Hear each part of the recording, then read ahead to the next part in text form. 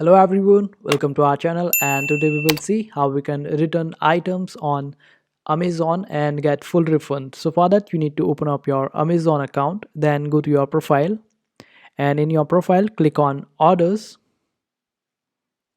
and in your orders all your items that you have purchased will be shown here, and then you just have to click on that particular product that you want to return, and after that it opens up. You will be able to find the return option right below it.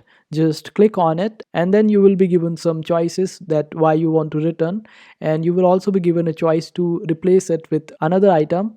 But if you choose to still return it and get full refund, then you just have to return it, and after the executive from Amazon picks up your parcel, in 4 to 5 business days your refund will be initiated.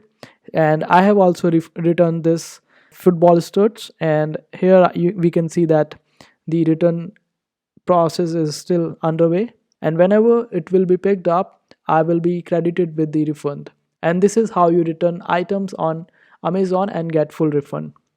Sometimes it might happen that your return request is cancelled. Then you can just simply go to three lines on the bottom and scroll down. Then you will be able to find this option of customer service. Just click on it and scroll down again, and at the bottom you will be able to see this option of chat with us or talk to us.